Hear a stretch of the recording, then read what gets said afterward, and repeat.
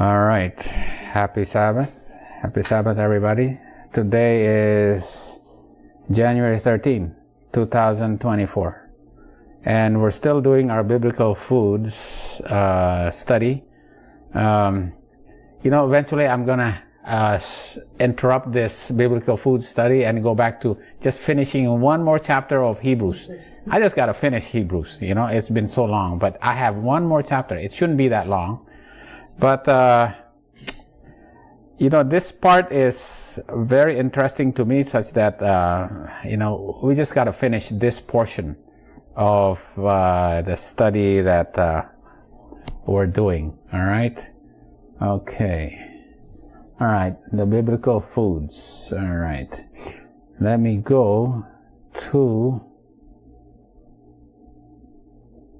All right. What did God create? The light and darkness. He separated light from the darkness in the first day. Second day, He separated the water from the firmament. All right, the water below and the water above the firmament. Right? And the third day, right, He created grass, plants, bearing seed, and trees, for food. Right? That's in the third day. Right? And then on the fourth day, He made the sun, the moon, and the stars, right? Okay. And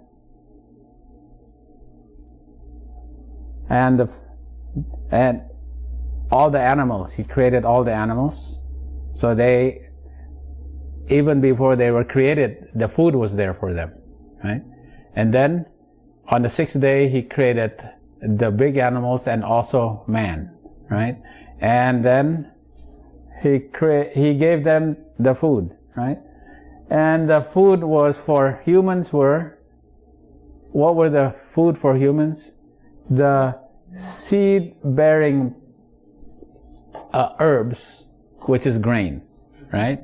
And the fruit-bearing the tree-bearing seeds in their fruits.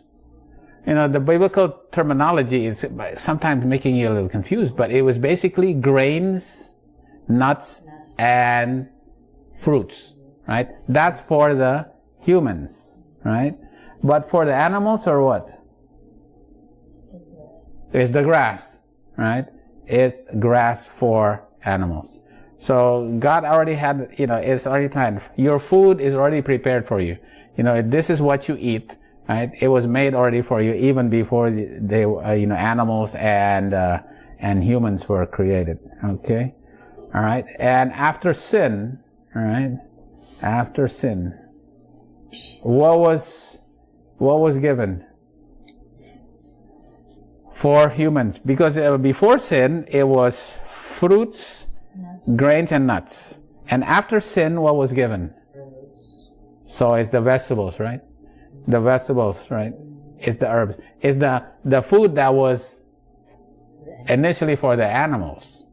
Now the herbs is given to humans for them to eat. All right? Okay. And obviously we'll understand why, because we're looking as to why is it that the vegetables now are so important, because it's the leaves that will heal you. All right. All right. All right. God is working in behalf of His people. He does not desire them to be without resources. So what He's doing is that, He is bringing them back to the diet originally given to man. I think that's the most important part of this one. Yeah? He wants to bring us back. During times of emergency, He allows certain things. But eventually, He wants us bringing us back to the diet that's originally given to us, right? That's what we have to do. So the diet, fruits, grains, nuts, and various roots also. The roots, right? Grains, fruits, vegetables, and nuts, right? That is what we're supposed to go back to. All right. All right. Now, during the time of emergency, during the time of Noah, right? What was allowed? Now, the clean and unclean, right? Now there's a separation now, right? Before, meat is not even allowed, right? But now, during time of emergency, there's a clean and unclean, right? And you can now eat the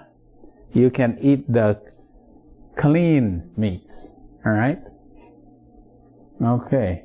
There's the clean beast and there is a clean fowl, right? There's a separation now, all right? Because of a time of emergency, right? Okay.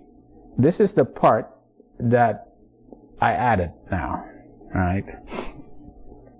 So now they live in the land. And then we now move to the time of Abraham. Okay, what are the kinds of foods that Abraham ate in Canaan? Right? This is before the Moses, way before the time of Moses. All right? Okay. And now this is, we gotta see, right? I just had to add this before we went. All right? And Abram passed through the land so he went to Canaan, right? This is the Canaan the Canaan that was promised to him. All right? And it says, this land is given unto you, and thy seed will I give this land. Jesus will reclaim this land. This land is to be given back to you.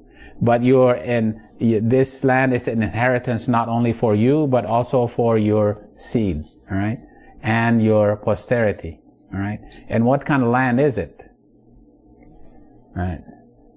For the Lord thy God bringeth thee into a good land, a land of brooks and water, of fountains and depths that spring out of valleys and hills. All right. A land of wheat, barley, vines, fig trees, and pomegranates. A land of olive oil and honey.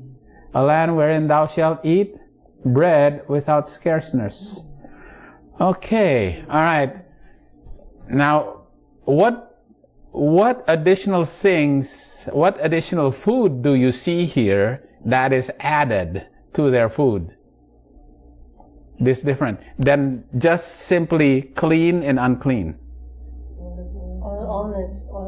Olive oil. What else? Honey. What else? Bread. Okay, what category of food is that? Not only that, but what kind of? It's processed food. Processed food. Right? Olive oil. Is olive oil and processed? It's processed, It's not just whole food. Right? Now you can have processed food. It has honey. You have to process honey. Right? And bread. You actually have to process the grains. Right? So in Canaan now you can eat processed food. All right? Okay. Here's another one. What did Abraham and Sarah feed the three angels when they went and met him on their way to Sodom, right? Butter, milk, and calves. 3 measures of fine meal, knead it, and make it cakes. So they were making cakes, right? Their bread. They were processing the grain, all right? And he took butter and milk and the calf and gave it to the strangers, and they did eat it. In other words, processed food is allowed now, right? It's actually specifically written down that the processed food, right? It was even fed to the angels. And one of the angels is actually Jesus, right? Okay, all right. So now we can add processed food is allowed, right? And here's another one. What about the time of Job? When did Job live? Was it before the flood or after the flood? I think it's before the flood. Job has to be after the flood, right? It's after the flood. Was it before the time of Moses or after the time of Moses? It's got to be before, right? Because, it has to be before, after the time of Moses, right? Yeah. All right. the thing is that, Satan was still going up in heaven. He was going, what, can I tempt these people? He was waiting at the door of heaven. He goes, well, you know what, you can go ahead and tempt this Job. All right. Anyway, what about the time of Job? We know for sure it's after the flood, right? It can't be before the flood. What food was Job actually talking about? Can that which is unsavory be eaten without salt? Or is there any taste in the white of an egg? He ate eggs. They ate eggs in the time of Job, right? Hast thou not poured me out as milk and curdled me like cheese?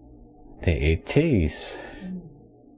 So they had processed food even at that time, right? In the time of Job. I just, even at the time of Jesus, when Jesus was talking to his disciples, if a son shall ask bread of any of you that is a father, will he give him a stone? Or if he asks a fish, will he for a fish give him a serpent? Or he shall ask an egg, will he offer him a scorpion? Yeah.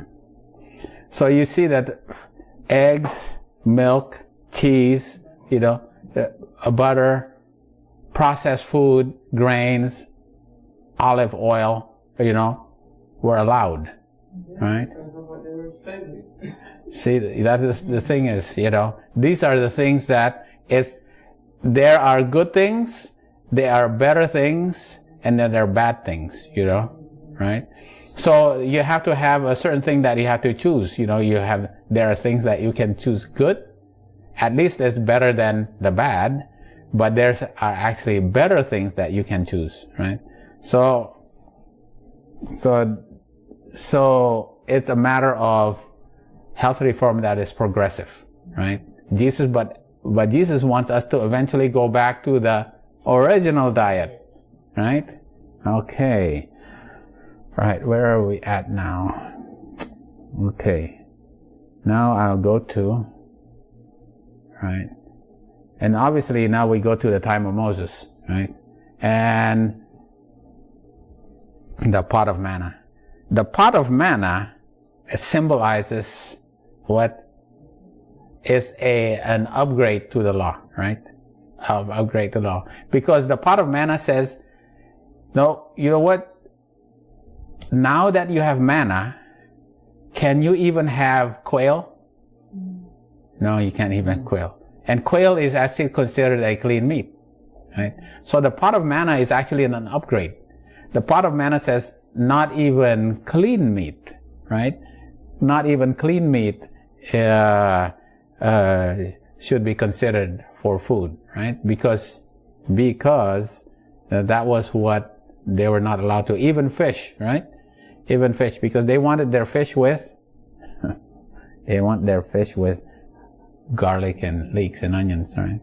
Okay, let's see, number 24. And then, right, they were also given the sanctuary message, right? But in the sanctuary message, they were also told that they can eat sacrificial lamb, right? So that was allowed, right? That was allowed. Right? But eventually, one day, that sacrificial lamb does not need to be eaten anymore. All right? And then when they got to, a place that we go over and over again, to Kibroth Hatava, right? And this is where they got tired of fish, they got tired of manna, and they said, okay, can't we just have the fish that we used to have in Egypt? But in addition to the fish, we want the cucumbers, melons, leeks, onions, and garlic. And God said, what? You are still lusting. And then He gave them quail, right? And even, while they were eating it, they died of the plague, right? Okay. Right. So, and that's a pot of manna. So even clean meats, right, will at some point be, it's something that needs to be pushed back. All right, something that you should not be eating anymore, even clean meats. Okay. All right. So,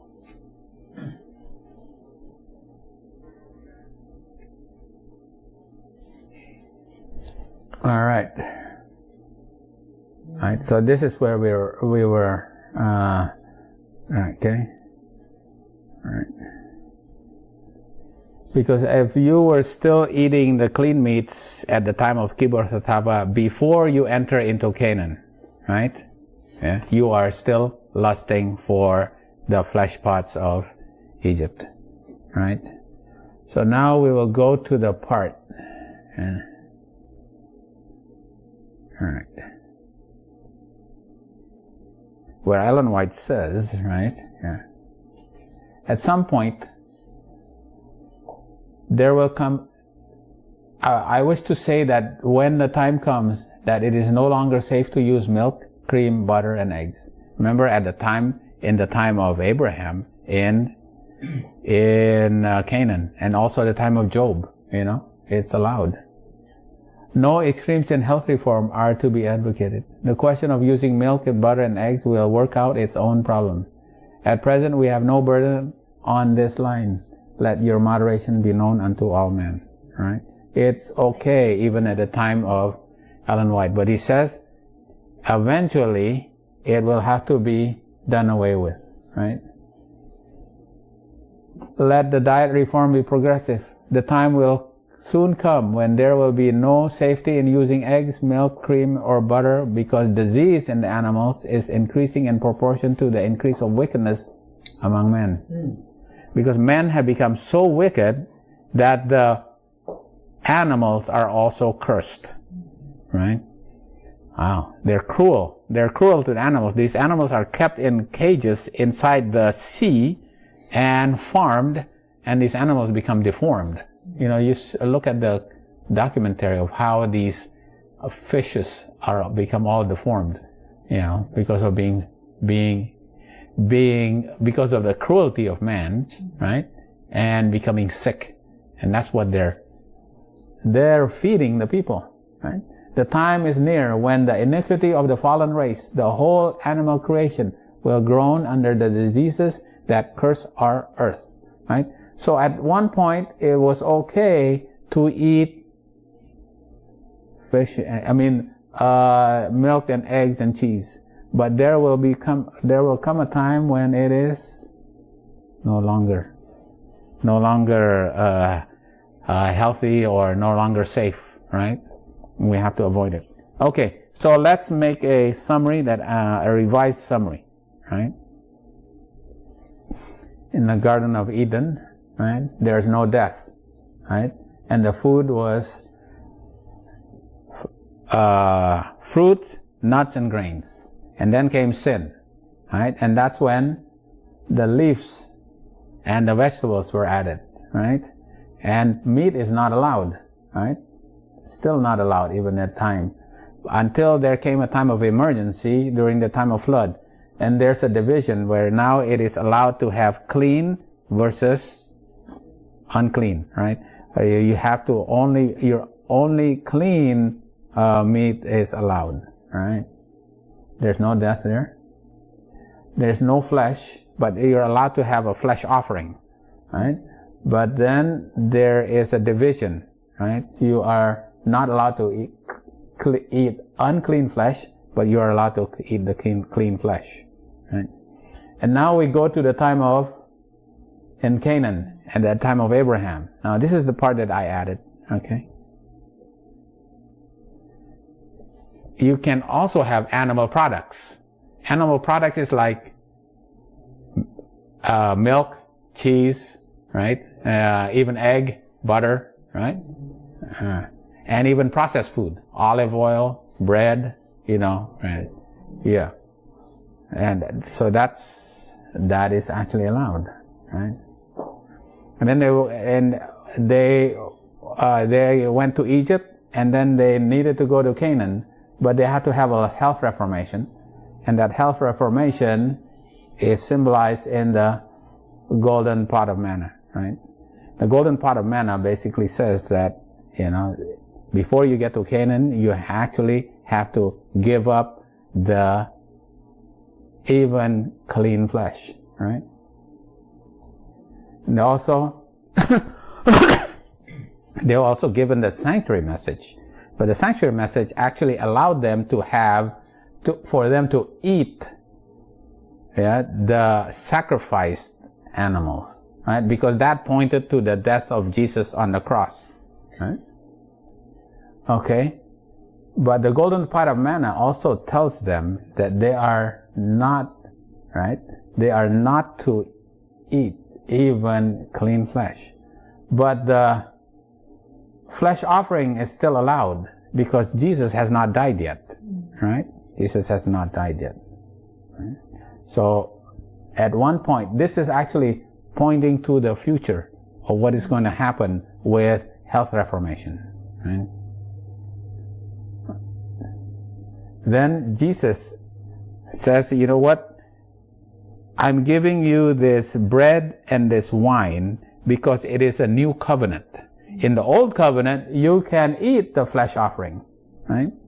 But in the new covenant, you eat bread and this unfermented wine, right? That symbolizes my body, right? All right?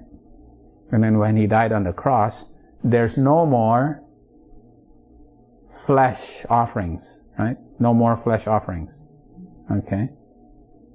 And then when he went up into the most holy place, what do we see in the most holy place? The golden pot of manna. And the golden pot of manna actually means it's an upgraded law of Moses, right? The law of Moses says, okay, this is clean food, this is unclean food, right? But the golden pot of manna is an upgraded version of that, saying now even clean flesh is not allowed, right? And the Ten Commandments is up there in the most holy place. That golden pot of manna, health reformation is as important and as holy as the Ten Commandments, because both of them are right in the ark, right? This is before we get to heaven. Jesus is now in the most holy place, right? So no more ceremonial flesh eating, right? In the time of Jesus, when Jesus died on earth. There's no more flesh offerings, right? And then here, not even clean flesh. But then Ellen White says, what about this animal products and processed foods, right? There will be a time when that is also not allowed, right? Before we go to heaven, because in heaven there is no death and nobody's going to be eating any. There's no more cooking. There's no more cooking also, but there's also no what? There's no eating of eggs and drinking of cow milk, right? Right? Even processed foods, right? That's where we're going to go back. So, just adding all these things, we know when things were added, but things have to be taken away. For us to go back to this, right? You have to go back to here, right? This is what Ellen White says. We are actually having to go back to that. That's what health reformation is. All right. Okay. All right. Now I'm going to, that's the revised version of what we did last time. Now I'm going to go to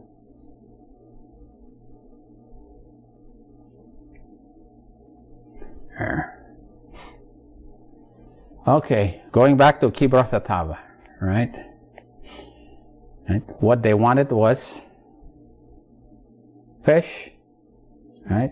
With cucumbers, melons, leeks, onions, and garlic. And God said, well, you're still lusting. You know what? You want that? You know what? It's the same thing as you're still lusting for quail, right? It's the same thing as you're lusting for quail. I'm going to give you quail, right? And they died eating that, right? Okay. So now we go,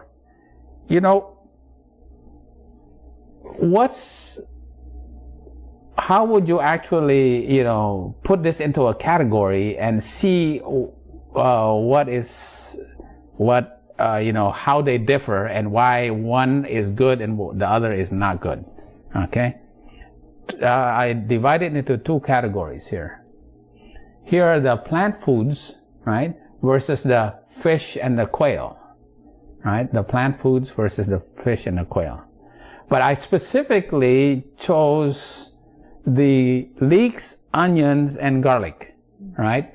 What's so good about the leeks, onion, and garlic compared to fish and quail, right? Specifically looking at the antioxidants, saturated fats, cholesterol, protein, carbohydrates, fiber, and the effects on your microbiome, right? Now we're doing a little bit of science here now, right? But this is biblical, based on like biblical kind of like principles, right? Okay, leeks, onions, and garlic compared to fish and quail, right? What about the antioxidants? Which one has antioxidants? Which one doesn't really have antioxidants? This is pretty easy, actually. On the left side. This is high in antioxidants, all right? There is a very minimal, it's like very trace in probably what they ate, but there is no antioxidants to speak of. Very, very low in the fish and quail, right? This is high in antioxidants. What about saturated fats? Zero. Well, actually, there's saturated fat in foods, right? There is saturated. Yeah.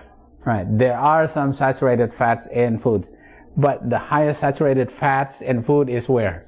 In like, for example, it's not part of that, but there's saturated fats in palm oil, and what else? What is that? Coconut, avocado, saturated, yeah? So I have to actually say it's low with an asterisk, because if you have problems with fats in your diet, you also probably have to avoid palm oil, coconut, and avocados, right? But what about in fish and quail? High, right? All right. Okay, this is another one. What about cholesterol? How much is in plant animals? Zero. None, right? There's none, but high in the animals. All right, what about protein? There's some. Okay, all right. What about the protein in plants versus the protein in animals? How... There's some protein. Yeah, there's okay. But I think the best word to describe the protein, is, I would say, it's sufficient, right? There's sufficient protein in this high. The carbohydrates? There's high. And here? There's no carbohydrates. Yeah, there's no carbohydrates in animals. What about fiber? High, and what about here? There's none, right? There's no fiber. What about the effect on your microbiome? The type of germs, the good germs versus the bad germs in your gut. That's very important. We'll have to go into that more in depth. What is the effect of eating? Now the thing about it is, when you eat vegetables, you just don't eat like 4 types of vegetables, right? You eat a lot of hundreds, probably different kinds of plant foods, correct? Because of that, it feeds a diverse amount of germs in your, germs that are, good germs. You have a high diversity of germs in your intestines, versus if you're eating meat. Now, how many different kinds of meat do you actually eat? Fish, chicken, cows, and basically, for people who eat pork, basically 3 or 4. There's only like there's only like 4 or 5. People who eat essentially, the American diet is like chicken and beef. Only 2 kinds of meats. And that's the reason why the diversity of the microbiome is so limited, right? And that affects the health a lot. More diverse, less diverse, all right? Okay, now we'll go more into these onion, leeks, and garlic, all right? Okay, more studies about what is so good about onion, leeks, and garlic. Garlic, yeah. What's so good in garlic? Makes me want to make a song about onions. Onion, leeks, and garlic, right?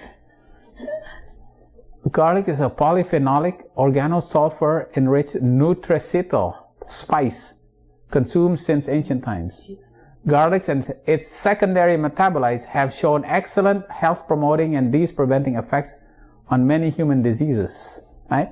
It affects, it fights cancer, cardiovascular, metabolic disorders, blood pressure, diabetes, through its antioxidants, anti-inflammatory, lipid-lowering properties, as demonstrated in several in vitro. What is in vitro? In vitro is actually in the test tube. In vivo, what is it? In vivo is actually in the body. So you test it, somebody eating and drinking, there are certain things, and they watch it, what happens in vivo versus in vitro. Vitro is in the test tube, all right? And in clinical studies. All right, there's so many active ingredients in garlic, right? That it's impossible to just do it in just just a few minutes, right? But they actually have they actually have a summary of all the ingredients, the really active ingredients, and what it actually covers. What kind of diseases it helps and what kind of processes it helps alleviate, all right? Look at that. Garlic. One of the most common is called this allicin, right? But these are the allicin breaks down to multiple metabolites that are very active. It's an antioxidant, decreases oxidative stress, increases antioxidants, right? Decreases DNA formation, DNA adduct formation. It reduces free radical scavenging, malignancy, and mutagenesis, right? Inflammation. It increases the gut microbiome. This is microbiome, right? Decreases your inflammatory markers, right? Metabolic. Reduces your blood pressure, your glucose, your cholesterol, your triglycerides, increases your HDL, right? Pro-inflammatory, helps with your bones, your pro-inflammatory and adipose cytokine. Oh my goodness. Triglycerides, CRP, LDL also goes down, HDL goes down. Can you imagine just garlic? HDL increases. Right? All these things. It's amazing. It affects so many things. All beneficial. All right? Okay. Right? Now, so how do you eat garlic? I had fun making this slide. Okay. How do you get... Okay, this is the active compound that is called allicin. No, allicin. This is in the garlic itself. Right? The thing about garlic, it has a cell wall, and there's vacuoles inside of it, and allicin is separated from a certain enzyme. All right. This allicin is the active ingredient. All right. It needs to be converted to allicin, which is a type of allyl thiosulfonates. All right. This is the active form. Right. But to get the allicin to become allicin, there has to be an enzyme there called allinase. Anything that has an ACE in the back is an enzyme, right? So allinase has to combine with allicin to make allicin, right?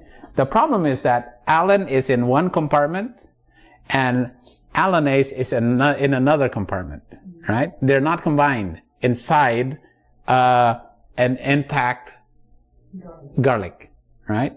And the other thing is that allen is stable to heat. This allyl thiosulfonate, which is allicin, is also stable. It does not degrade. The problem with enzymes is what? Enzymes are heat unstable, right? So if you cook the garlic or you heat the garlic, you destroy this allanase and you do not get the active ingredients allicin. So what do you have to do? Well, you can eat it, but it's not nice to eat raw because of the active metabolites, right? These are the active metabolites. It gives you that strong smell, and that onions and garlics, if you eat it raw, ooh, right?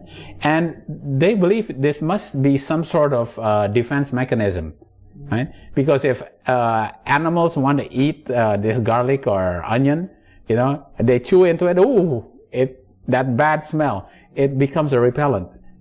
Some of this is actually used as a repellent. Yeah. It's a repellent, right? Repellent to repel, insects, right? Yeah. When you actually bite into it. So, Used to it. okay. So what do you do if you want to cook or saute onions and garlic, right? Stay warm. I got my what here? I like that, right? Low heat. Yeah, right. But if you cook an intact garlic, you destroy the allanase, Oh. right? So you have to cut it. So what you have to do is you have to,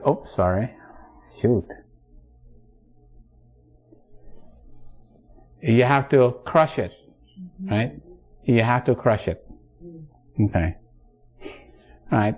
So you have to crush it. So when you crush it, the allen, which is in one compartment of that,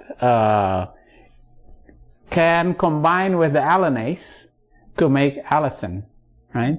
So it says the trick is when you crush the garlic or the onion, or you cut the garlic or the onion, you have to wait for 10 minutes for the allicin to be formed, right? Completely be formed. Although it only takes a few seconds for that to happen, then you can saute it or cook it with heat, because now this is stable to heat, right? In other words, you have to crush it. Okay, all right. You have to crush it. You have to break it down, and all right. Okay. How about the one I got it already peeled? Yeah, it's already peeled, but you still have to crush You have it. to crush it. You have to cut it. So by cutting it, it actually works. But you have to wait for a little bit for this allicin to be formed. Then you can saute it and cook it, right? Because this is stable. This is heat stable, right? Okay. They say you have to bruise it, you have to crush it, or you have to cut it, right? Okay. For the active ingredient to work. And all these beneficial effects, all those beneficial effects, there's a lot of beneficial effects of garlic, right? Okay. All right. This is actually pretty interesting here, right? Epidemiological studies have consistently linked abundant consumption of fruits and vegetables to a reduction of risk of developing several types of cancer.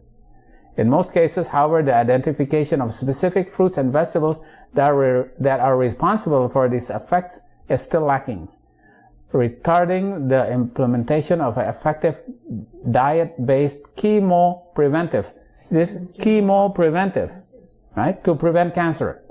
As a first step towards the identification of foods endowed with the most potent chemopreventive activities, we evaluated inhibitory effects extracted from 34 different vegetables, right? Against 8 different tumor cell lines. So they take the extract of these vegetables and they put it onto these cell lines, right? And they put it with the cells of these different types of cancers, right? The extracts, what they found is the extracts of cruciferous vegetables, as well as those from the vegetables of the genus Allium. What is Allium? Greek, onion, leeks, garlic, right? Right? Inhibited the proliferation of all tested cancer cell lines, whereas extracts from vegetables most commonly consumed in Western countries were much less effective, right? The entire proliferative effects of vegetables was specific to cells of cancer's origin and was found to be largely independent of their antioxidant properties. It's not because of the antioxidant properties. There are certain properties in these active cells, like allicin, right? Allicin. Okay. Now this is very interesting. Okay. So now we choose like 4 different cell lines. Right, oops, let me go back. I gotta go. Alright. Okay. These are the 4 cell lines. Stomach cancer, pancreatic cancer, lung, and kidney cancer. Right?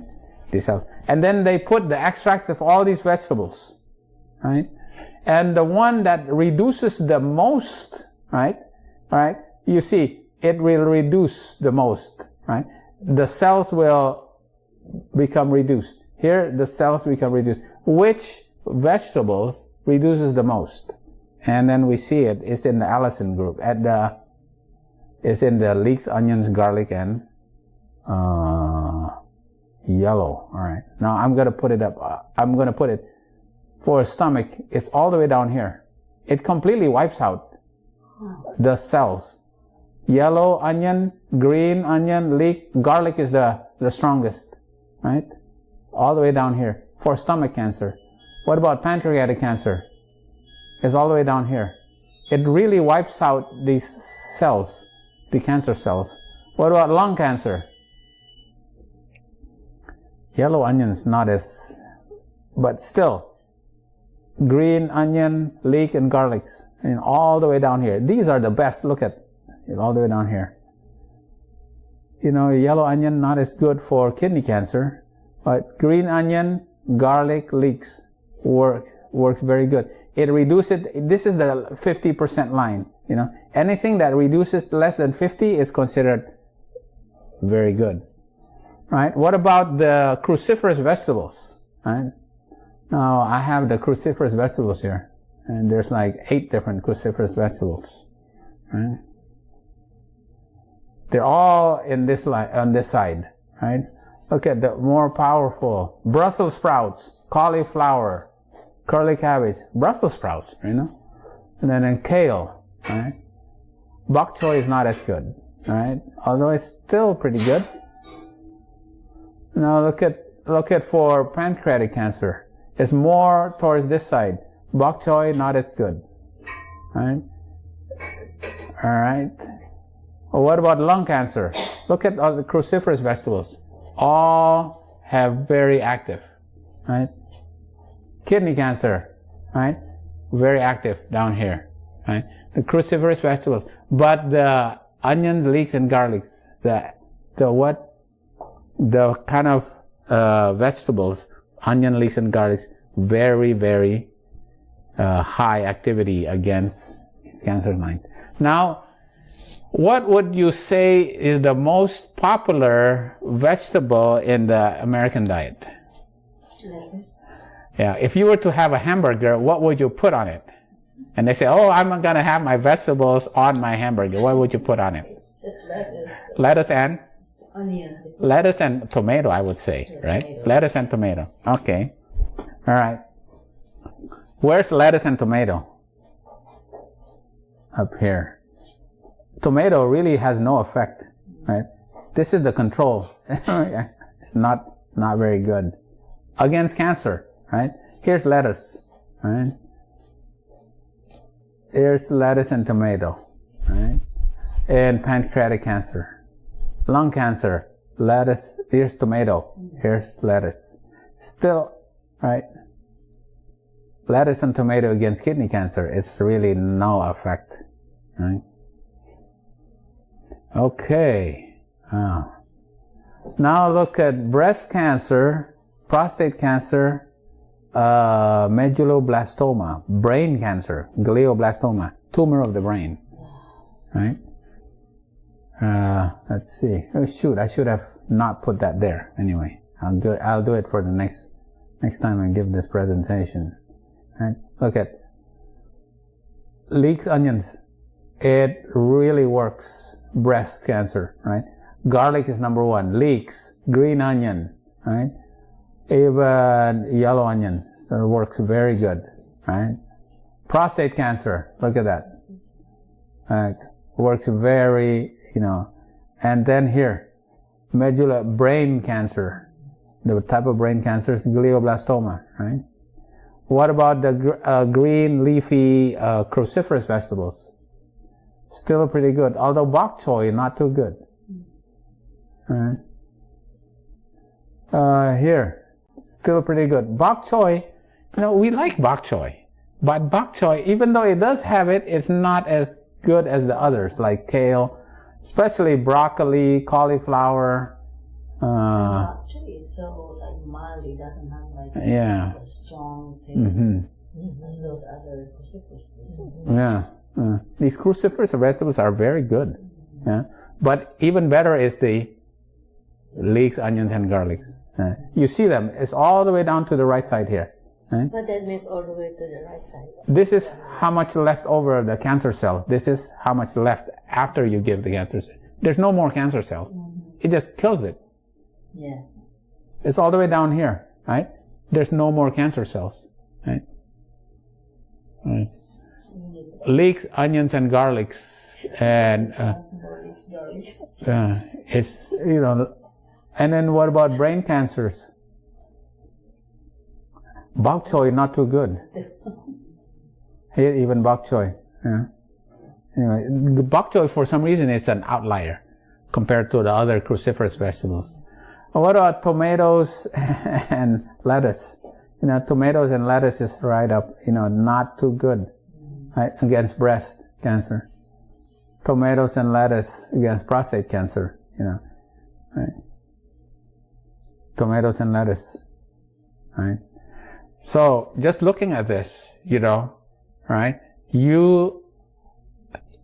Even when you say, okay, I'm going to be a vegetarian, but you have to be an educated vegetarian, right? You actually have to know which ones are the best ones. There is a degree of good, better, and best. They need moringa. Yeah. Moringa. They need to put moringa. So the thing is that they actually put it into groups of families, right? There is the cruciferous vegetables. Moringa, obviously not a cruciferous vegetable, right? And then there's the alum family, which is the leeks, onions, garlics, and green, yellow onions, right? Okay, and now they summarize this, right? Identification of vegetables with chemopreventive potential. The very highs. Look at this, right? Garlic, green onion, leek, very high, right? Yellow onion, still high, right? Brussels sprouts, cabbage, curly cabbage, kale, spinach, still very high, right? Oops, sorry. Still very high. High is also broccoli, cauliflower, red cabbage, rutabaga. Rutabaga is a type of turnip. Yeah, it's a type of turnip, right? Look, bok choy is very little, right? And then you see Roman lettuce and tomato. This is not very little. The potatoes, jalapeno, carrots. These are very popular in American. These are very common in Asian food. Leeks, onion, garlic. Celery is good for hypertension. Yeah. There's no eggplant there unless you This is against. Remember, this is specifically against cancer. right? This is against cancer, all right? Yeah. So this just shows you why leeks and garlic, leeks, onions, garlics, is mentioned actually in the Bible. And when you actually look at this, it's actually very potent, right? What does fiddlehead look like? Which one? Oh, fiddlehead. Oh, it's a fern. Yeah. It's a fern. Oh, That's very popular in the Philippines. yeah. Yeah. I love it. Fiddlehead. But if you have to choose what to plant these, right? Right? Plant those. All right? I tell you, we have to be educated about these things, right? To understand, as specifically, not just by faith, but also by intellectual science knowledge. Right? Skin prevents it. It's like the one that you showed the picture. There's a girly cabbage variety. Okay. Now we go to because we already went into the cruciferous vegetables. What is the active ingredient in the cruciferous vegetables? Right? Now there's not leeks, onion, and garlic, but we know even the cruciferous vegetables are active against cancer, right? So what's the active ingredient in the cruciferous vegetables? Kale, cabbage, broccoli, Brussels sprouts. Brussels sprouts is very high. A lot of people don't like Brussels sprouts, but it's actually very, very, very good, right? It's sulforaphane. Possesses the capacity to intervene in multi-stage carcinogenesis through the modulation and regulation of important cellular mechanisms. The inhibitions of phase 1 enzymes are responsible for the activation of procarcinogens, and the inductions of phase 2 enzymes are critical in mutagen elimination are well characterized chemopreventive properties. Sulforaphane is the active ingredient that fights against the cancer, right? And the other one is the allicin, right?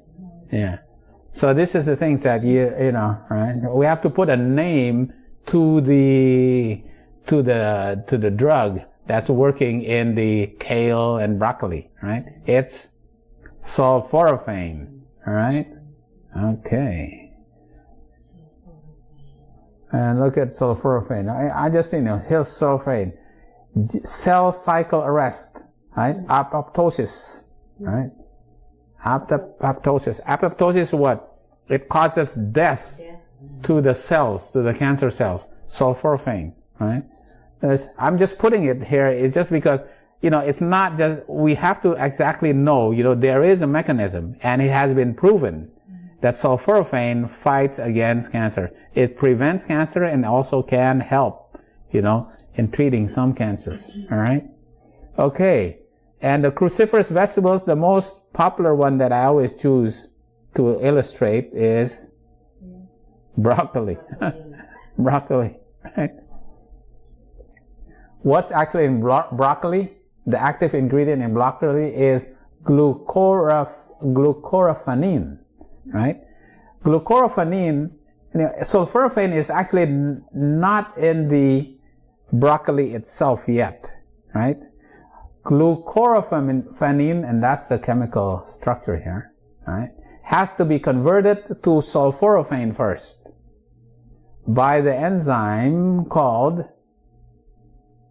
myrosinase. Right? Just like garlic, myrosinase is heat unstable, right?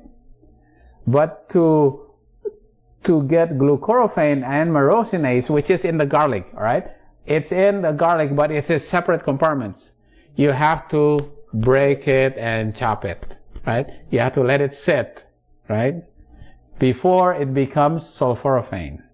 So either you eat it raw, or if you want to cook it, you have to chop it, let it sit, and then you can eat it. Or another thing that has been suggested is that if it's all cooked, what you also add to that cooked broccoli is you add some raw broccoli, just a sprinkle of raw broccoli that still has that myrosinase. so that myrosinase can actually work, right, against that glucoraphanin. I read that the microgreens, broccoli microgreens, is high in sulforaphane. Yeah. But to get that sulforaphane, you have to still cut it, right? All right. I think I have, yeah. All right. Here's another one. Sulforaphane, the dietary component of broccoli and broccoli sprouts, inhibits breast cancer. Wow. And the stem cells. All right. This is breast cancer. All right. Breast cancer not only comes. There's now what we call stem cells. You know what stem cells is? Stem cell is actually a type of cell that has not divided yet. It's still pluripotent. We call it, it still has the potential of becoming all kinds of cells, right? It then eventually can divide and become cells, right? It stays in your body, yeah, waiting for the right stimulation for it to become a certain type of cell, right? Like, for example, a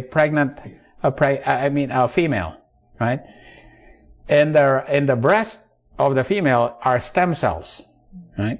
Because the female is waiting for a day when the stimulation of hormones of being pregnant will cause those stem cells to become milk ducts and produce milk.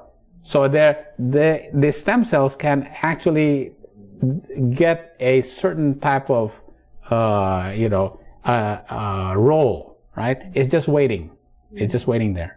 But also these stem cells also can differentiate into like cancer cells, depending on the type of stimulation.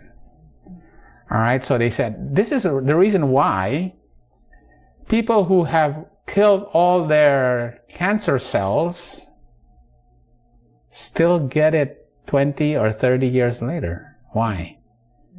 Because there's still some stem cells that are still being activated, right? Eventually down the line. And these stem cells can be in other parts of the body that can still differentiate to become cancer cells, right? So these stem cells, so what they said, okay, maybe what we can do, why don't we use broccoli? It's pretty amazing. Why don't we use some broccoli and put it to these stem cells, right? These breast cancer stem cells, right? And see what happens, right? So they give it, these cells, they put the broccoli extract, right? And look at what happens to these stem cells. They put 1 pass, 2 passes, one dose, and then they wait and they will give another dose, and they wait and give another dose, all right? 1 pass, 2nd pass, 3rd pass, all right? And look at what happened to these breast cancer stem cells. They actually took a picture of it. This is how it is before. This is 1 pass, 2nd pass, 3rd pass. Breast cancer stem cells with broccoli extract. It actually reduces it, right? Okay, so then they go, okay, let's take these breast cancer cells, put it in mice, right? And then take their cells, put it in mice, let it grow, and then put that cells in and stain it and see what happens if we put the broccoli, right? So they see where it lights up, where these breast cancer cells will light up, and the effect of it with broccoli. Here is before broccoli, and this is what happens afterwards. It becomes reduced. Right? I should have put the verses in the Bible, right? That Jesus came to this earth, and what he had to do, he had to become bruised and scourged, and by his stripes we are healed. garlic and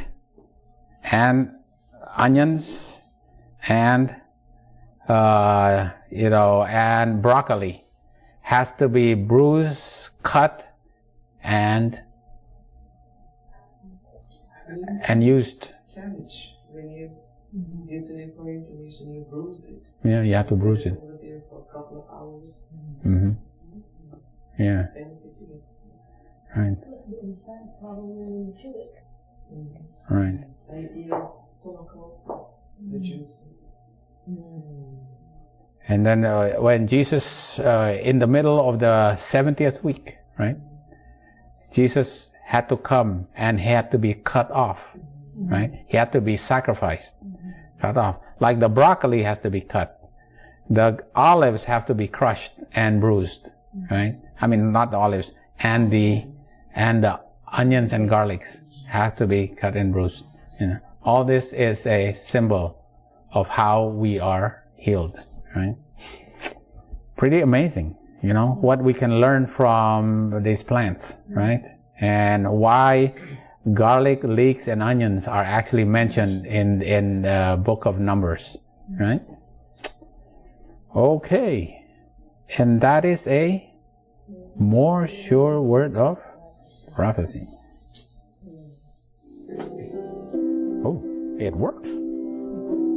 Sometimes it doesn't work. Right. I have to put for the next presentation, I have to put those verses, Jesus was cut off. Jesus is bruised. That's in Isaiah, right? Remember Isaiah 53?